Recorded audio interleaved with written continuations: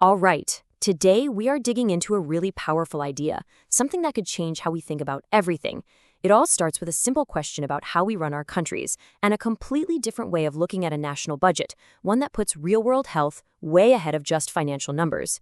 So let's just jump right in with this massive question. I mean, think about it. What if, for decades, the entire way we've been running our countries, setting our goals, all of it, what if it's all been based on one simple but really profound mistake?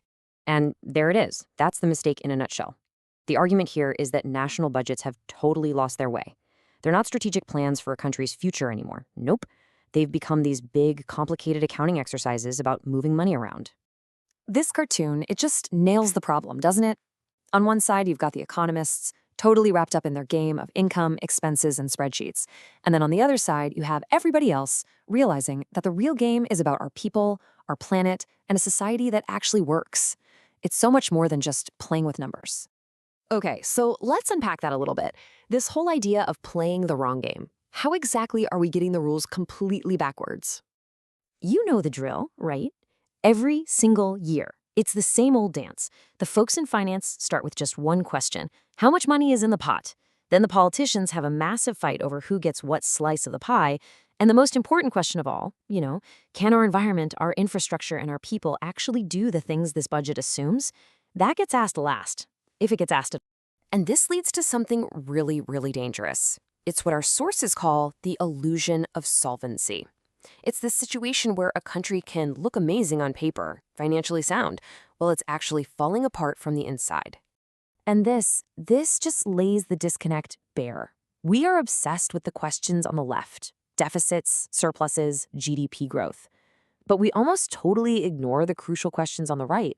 Like, can our power grid actually handle the next heat wave? Are our forests shrinking or growing? Is our healthcare system about to collapse from staff burnout? That burnout, by the way, that's a big reason it takes forever to get a doctor's appointment. See, the first list is about money. The second list, that's about capacity. It's about reality. So what happens when you focus only on the money? You get this huge blind spot.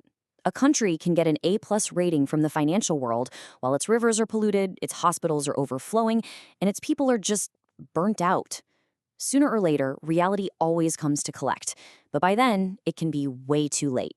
Okay, so if money isn't the right measuring stick, what is? Let's switch gears and look at the solution.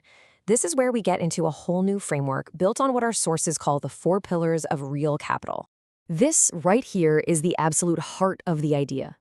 Money is just a tool, a claim on real things. You can't print more clean water. You can't create more skilled doctors out of thin air. These things, the actual, tangible stuff, are what make a nation truly wealthy and able to withstand a crisis.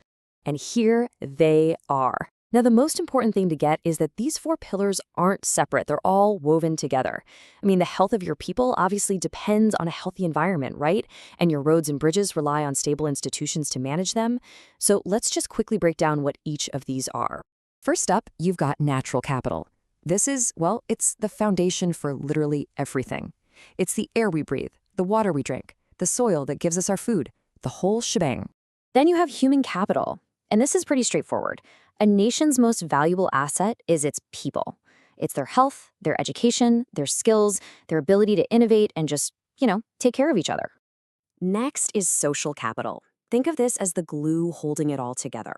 It's our governments, our laws, our schools, our hospitals, and maybe most importantly, the basic trust we have in each other that makes society work.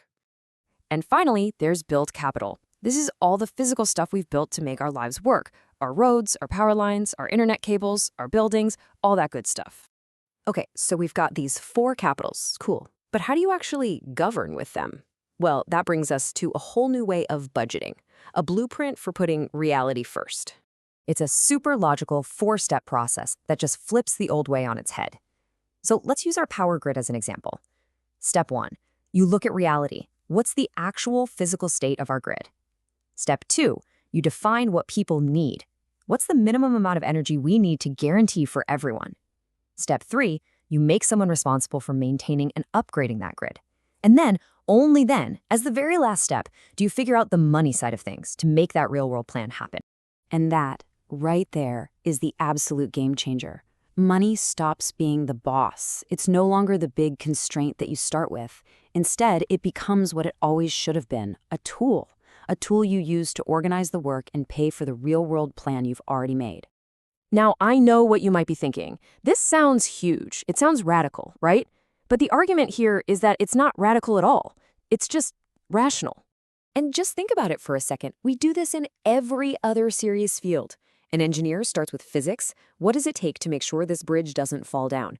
A doctor starts with biology. What do we need to do to keep this person alive? The budget, the invoice, that all comes after the real-world plan is in place.